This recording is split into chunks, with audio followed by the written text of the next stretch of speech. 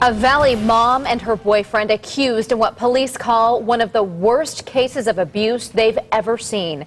Good evening to you. I'm Rebecca Thomas. And I'm Steve Irvin. This 4-year-old is still alive, but police say she's in very critical condition. ABC 15's Mary Ellen Resendez is live outside this apartment where all of it happened.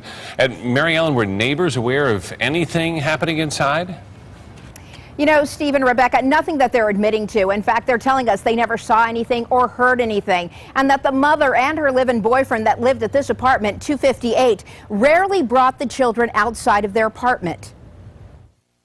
They were always just all covered up. I never really seen the children. Neighbors say they rarely saw the 4-year-old girl that lived in apartment 258 until Wednesday night when paramedics rushed her to the hospital, severely beaten and not breathing. I would have never expected the things that, happened in that apartment from them. Detectives say 22-year-old James Edwards and the girl's mother, 22-year-old Ashley Buckman, first lied to them, saying the 4-year-old had been with a relative and returned to their apartment near 19th Avenue and Northern, injured.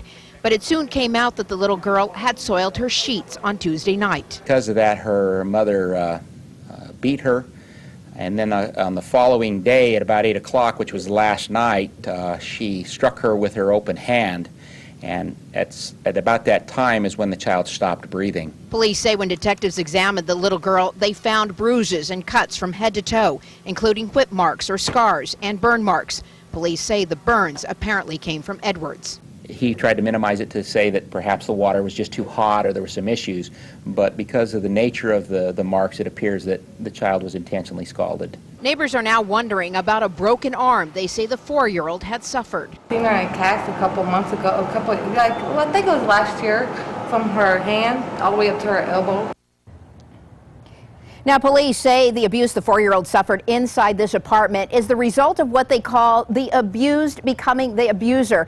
They have found a history report showing that Ashley Buckman herself had been abused as a child. Now, both Ashley Buckman and Edwards are being charged with child abuse and failure to get medical aid to that little girl when she needed it. Steve and Rebecca? And Mary Ellen, what about CPS? Have they ever been called out to investigate this family before?